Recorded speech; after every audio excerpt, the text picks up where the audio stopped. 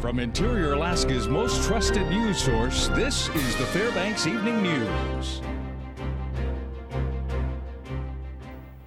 Good evening and welcome to the newscast. Our top story, people driving the Parks Highway between Fairbanks and Nenana are still seeing delays because of the Skinny Road fire. That's right. News Center 11's Monty Bowen has details on that one and other fires burning in the interior.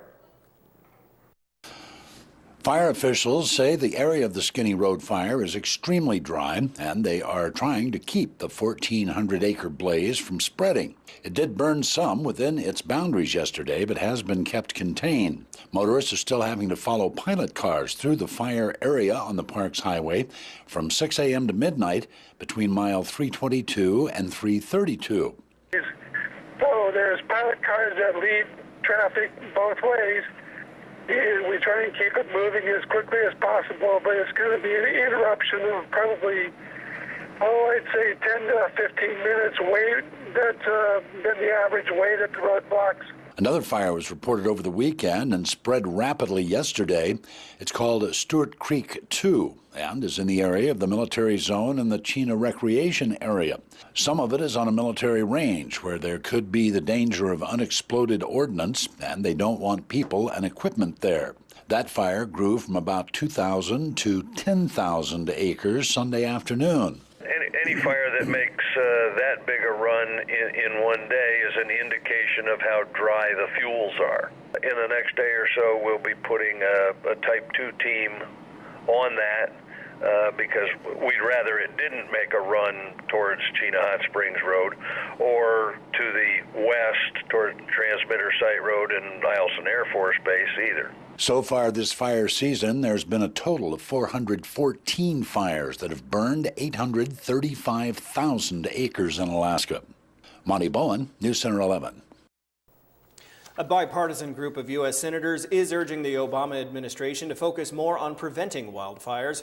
Included in that group, Alaska Senator Lisa Murkowski. The administration is proposing a 31% cut in funding for fire prevention programs 1 year after record blazes burned 9.3 million acres.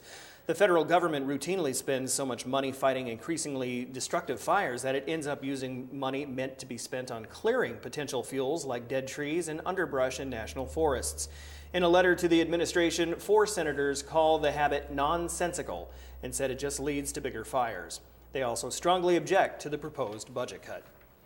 A 27-year-old Fairbanks man was arrested on charges of kidnapping and 5 counts of assault after state troopers responded to a report of a domestic disturbance in West Fairbanks early on Saturday. Eric Corella was taken into custody just before 2 a.m. Troopers say the alleged incident took place at a residence on Glasgow Drive in University West. Corella, who had an extensive criminal history dating back to 2003, was arraigned in Fairbanks District Court on the charges Saturday afternoon. Now his next hearing in the case is set for July 9th. Election boundaries are once again the topic for change in Alaska. Today, the Alaska Redistricting Board held a public hearing to consider 7 possible political district configurations that it had created, as well as 5 others that were submitted. The hearings were held around the state in Fairbanks, Anchorage, and Juneau. The Alaska Supreme Court ruled last year that the board's plans were unconstitutional and that the House districts must be compact and contiguous. Today's topics included the socioeconomic integration problems the current districts face. Interior residents attended the hearings in hopes that their concerns for redistricting in Alaska would be considered. Under this current plan, it's more compact. Most of the interior villages are included in one district, which I think makes a lot of sense. In my view, the villages along the Yukon need to be compacted in one district because we basically have the same culture and some different languages, but we're all Athabascan people. So the temperatures are cooling down a little bit. Yes, and if you look out the window, I mean, it's blowing a dust storm. I know. Mike has something about that, I think. Yeah. So Mike Schultz is joining us for our first look at weather. Mike. Hey, you're right, guys. Just looked out the window myself, and boy, it looks like a real dust storm out there going on, which means the winds are gusting, and that's not good for the fires. So hopefully they'll settled down. What's going on our latest radars, we zoom in around the Fairbanks area, you can see the storms developing rapidly and moving from the southeast to the northwest across the Fairbanks area, and they're pretty thick, so I think it's going to be around for a little while longer at least. But temperatures, like you said earlier, are going to be cooling down. In fact, July 4th looks like it's going to be really nice, right around 70 degrees and partly cloudy skies, so the heat wave is going to be ending for sure tomorrow. In the lower 48, it's just the opposite. The heat wave continues with 120 degrees near Phoenix, Arizona this weekend. We'll tell you all about it with all the weather later on. Daryl, Stephanie? Very well, thank you, Mike. All right, when we come back, due to extreme fire hazards in the interior of Alaska, wood cutting has been banned. Also, ground was broken for a new cauldron at the Carlson Center. Those stories are next. Stay with us. Welcome back to the Fairbanks Evening News. Alaska State Troopers on Sunday positively identified the 3 people who died in a plane crash Friday morning near Cantwell. In a news release, troopers say the bodies of pilot Dale Hemmen of Washington and passengers John Ellenberg of South Carolina and Lori Buckner of South Carolina were recovered from the crash. Troopers say Hemmen was flying a lead plane in a large airplane tour group that took off from Fairbanks and was headed to Homer. NTSB officials say it's unclear what caused the plane to crash. However, they speculate smoke from the Skinnies Road wildfire still burning between Fairbanks and Nenana, combined with rain, may have been a factor in the crash. Troopers are asking anyone who may have witnessed the crash to please contact them. You can find their information on our website, webcenter11.com. A North Pole woman was critically injured late Saturday evening in an ATV accident near Delta Junction. In a news release, troopers say just before 11:30 p.m. they responded to a report of an ATV rollover near the Quartz Lake campground. They say the area where the accident occurred is on an old forestry road approximately 5 miles off Quartz Lake Road. When a trooper arrived on scene, a family member was performing CPR on 31-year-old Carla Converse. EMS arrived on scene and transported Converse to Fairbanks Memorial Hospital. Troopers say Converse was driving a Honda ATV down a bank onto the road when the ATV rolled and landed on top of her. The family member, who had gotten off the ATV while Converse maneuvered down the bank, rolled the ATV off of her and started first aid. Troopers say Converse was not wearing a helmet at the time. An investigation into the case continues. Due to extreme fire hazards in the interior of Alaska, wood cutting has been banned. The Fairbanks North Star Borough announced the decision on Thursday, effective until further notice. Both personal use wood cutting permits and commercial logging permits have been suspended. The borough's decision coincides with the state's ban of wood cutting that covers the majority of interior Alaska. Borough Mayor Luke Hopkins says the decision was made to keep woodcutters safe from interior fires, but also because equipment from the cutters could spark another fire.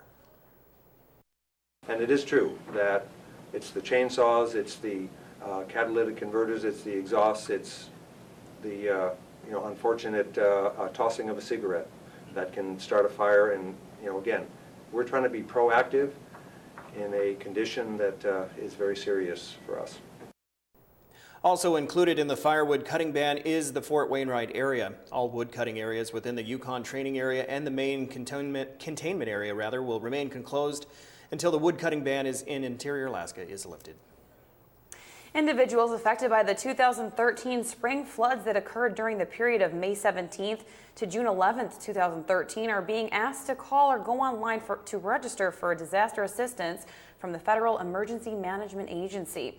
The major federal disaster signed by President Obama on June 25th authorizes assistance to individuals and households in Alaska Gateway Regional Educational Attendance Area, Lower Yukon, Yukon Flats, and the Yukon-Koyukuk.